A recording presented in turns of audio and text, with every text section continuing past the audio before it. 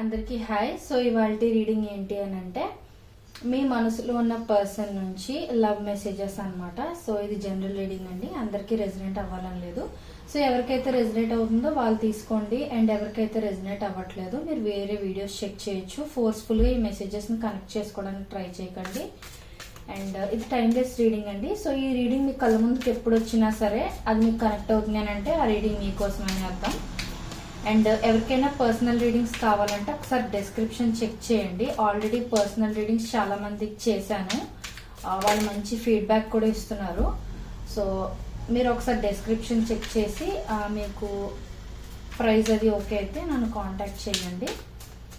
ఇప్పుడు మనం వీడియోలోకి వెళ్ళిపోదాం. అండ్ ఈ వీడియో మొత్తం చూసిన తర్వాత I claim this positive energy అని కానీ గ్రాటిట్యూడ్ అని కానీ ఈ వీడియో కింద ఒక లైక్ చేసి ఒక కమెంట్ చేశారనుకోండి, ఈ వీడియోలో ఉన్న పాజిటివ్ ఎనర్జీ మొత్తం మీరు త్వరగా రిసీవ్ చేసుకోగలుగుతారు అనమాట. సో మనం ఇప్పుడు వీడియోలోకి వెళ్ళిపోదాం. Universe please give me accurate reading. Universe, what are my collective persons messages for my collective universe? What are my collective persons messages for my collective universe? What are my collective persons messages for my collective universe?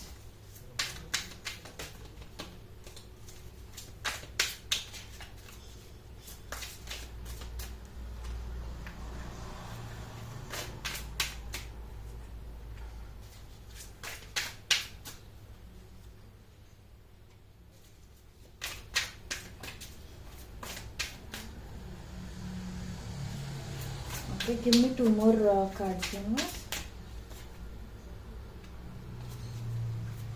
Video ఎక్కడ కూడా skip చేయకుండా చూడండి, ఎందుకంటే మీరు skip చేస్తే మీకు మధ్యలో video అర్థం కాదండి మళ్ళీ. Okay, so bottom of the deck ఏంటి అని అంటే I need to figure my self out. So maybe me person ఒక కన్ఫ్యూజన్లో ఉండుండొచ్చు, లేదు అని అంటే వాళ్ళ లైఫ్ ప్రస్తుతం కొంచెం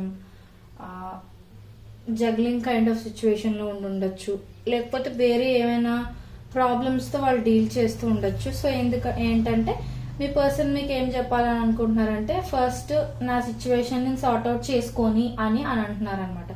సో దాని అర్థం ఏంటి అని అంటే మీ పర్సన్ సిచ్యువేషన్స్ అన్ని వాళ్ళు సాల్వ్ చేసుకుని సార్ట్అవుట్ చేసుకున్నాక అప్పుడు మేబీ మీకు కమిట్మెంట్ ఇవ్వాలనో, లేకపోతే అప్పుడు మీ రిలేషన్షిప్లో ఆల్రెడీ మీరు కమిట్మెంట్ తీసుకుని ఉంటే నెక్స్ట్ స్టెప్కి వెళ్దామనో ఆర్ అలా అనమాట. సో మీ సిచ్యువేషన్కి ఎలా కనెక్ట్ అవుతుందో అలా మీరు కనెక్ట్ చేసుకోండి. సో ఇదనమాట ఫస్ట్ మెసేజ్. ఇప్పుడు మనం మెయిన్ కార్డ్స్లోకి వెళ్ళిపోదాం. సో వాళ్ళకి మీతో ఫిజికల్గా క్లోజ్గా ఉండాలని ఉందండి. సో ఇది ఒక మెసేజ్. నేను అంతకన్నా ఎక్కువ ఎక్స్ప్లెయిన్ చేయకూడదు ఆ కార్డ్ని. నెక్స్ట్కి వెళ్ళిపోదాం. I can't talk to you right now. So నాకు తెలిసి చాలా మంది ఇక్కడ సెపరేషన్లో ఉన్న వాళ్ళే చూస్తూ ఉండుండొచ్చు. సో మీ పర్సన్ ఏంటి అని అంటే ప్రస్తుతం మీతో మాట్లాడే సిచ్యువేషన్లో లేరు అని వాళ్ళు చెప్పాలి అని అనుకుంటున్నారు. సో ఎందుకు మేబీ నాకు తెలిసి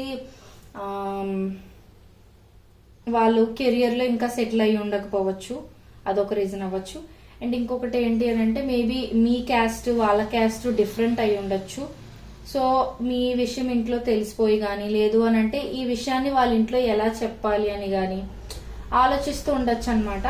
లేదు అని అంటే వీళ్ళు ఇంకా కెరియర్లో సెటిల్ అవ్వలేదు అని అంటే ఎలాగో రెండు ఫ్యామిలీస్ యాక్సెప్ట్ చేసుకోవాలంటే కెరియర్లో కూడా సెటిల్ అవ్వాలి కాబట్టి సో అది సెటిల్ అయిన తర్వాత ఇక్కడ మెసేజ్ బట్టి వాళ్ళు అనుకున్న సిచ్యువేషన్స్ని వాళ్ళు సార్ట్అవుట్ చేసుకున్నాక మీతో మాట్లాడదాం అని వాళ్ళు అనుకుంటూ ఉండుండొచ్చు. ఇంకొంతమందికి ఏంటి అని అంటే ఆల్రెడీ మ్యారేజ్ అయిన వాళ్ళకి మీరు ఒకవేళ సెపరేట్ అయి ఉన్నా, మేబీ ఇప్పుడు ప్రస్తుతం మాట్లాడుకోకుండా విడివిడిగా ఉంటున్నా సరే, లేకపోతే మీ ఇంట్లో మీరు మీ పార్ట్నర్ వాళ్ళ ఇంట్లో మీ పార్ట్నర్ ఈవెన్ దో మీరు మ్యారీడ్ అయినా సరే గొడవలు అయ్యి వేరువేరుగా ఉంటున్నా సరే, మేబీ ఫ్యామిలీ గొడవల వల్ల కూడా ఇప్పుడు ప్రస్తుతం వాళ్ళు మీతో మాట్లాడినా వాళ్ళ ఫ్యామిలీ నుంచి వాళ్ళకి ప్రెషర్ ఎక్కువైపోవడం అలాంటిది ఏదైనా ఉండే ఛాన్సెస్ కూడా ఉన్నాయి. కాబట్టి మీతో ప్రస్తుతం వాళ్ళు ఇప్పుడు మాట్లాడలేరు అన్నట్టుగా వాళ్ళు చెప్పాలి అని అనుకుంటున్నారు అనమాట. సో ఇన్ కేస్ మీరు ఎవరైనా సెపరేషన్లో ఉండి మీ పర్సన్ మీతో మాట్లాడట్లేదు, మీ ఇద్దరి మధ్య గ్యాప్ ఎక్కువైపోయింది, లాంగ్ డిస్టెన్స్ లో ఉన్నా సరే ఎప్పుడు ఇలాంటి సిచ్యువేషన్ రాలేదు, ఇప్పుడు ఎందుకు వచ్చింది అన్నట్టుగా మీరు ఏమైనా జగులవుతూ ఉంటే కొంచెం స్పేస్ ఇవ్వండి వాళ్ళకి. ఎందుకంటే మనకు తెలియదు కదా వాళ్ళ లైఫ్ లో ఏం జరుగుతుందో, ఎలాంటి సిచ్యువేషన్స్ ఫేస్ చేస్తున్నారు అని. కొంతమంది ఏంటి అని అంటే ఎన్నో ప్రాబ్లమ్స్ ఉన్నా సరే బయటకు చెప్పాలి అని అనుకోరు, వాళ్ళ పార్ట్నర్ తో కూడా వాళ్ళు షేర్ చేసుకోవడానికి ఇష్టపడరు అనమాట. సో అందుకని ఏంటంటే ఇన్ కేస్ మీరు సెపరేషన్ లో ఉండి మీరు మాట్లాడుకోవట్లేదు అంటే కొంచెం వాళ్ళకి కొంచెం టైం ఇవ్వండి. అండ్ నెక్స్ట్ మెసేజ్కి వెళ్ళిపోదాం మనం ఇప్పుడు. Childhood trauma. సో మేబీ నాకు తెలిసి మీలో కొంతమందికి ఏంటి అని అంటే, ఐ మీన్ మీలో మీ పర్సన్ లో అంటే మీలో కొంతమందికి మీ పర్సన్ యొక్క చైల్డ్హుడ్ గురించి తెలిసి ఉండకపోవచ్చు. మేబీ వాళ్ళ చైల్డ్హుడ్ నుంచి చాలా ప్రాబ్లమ్స్ ఫేస్ చేస్తూ, చైల్డ్హుడ్ నుంచి ఎన్నో బాధలు ఇబ్బందులు ఫేస్ చేస్తూ, ఆ సిచ్యువేషన్స్ నుంచి బయటకు రాలేక, అదే వాళ్ళ అంటే ఫైనాన్షియల్ సిచ్యువేషన్ అయినా సరే, అంటే వాళ్ళు కొంచెం పూర్ అయినా ఉండొచ్చు, లేకపోతే డబ్బులు వాళ్ళు అనుకుంటున్నంత ఎక్కువ సంపాదించ ఉండకపోవడం, వాళ్ళ ఫ్యామిలీ సిచ్యువేషన్ వాళ్ళు ఎక్స్పెక్ట్ చేసినంత మంచిగా ఉండకపోవడం, ఇలాంటిది ఏదైనా జరిగి ఉండొచ్చు అనమాట.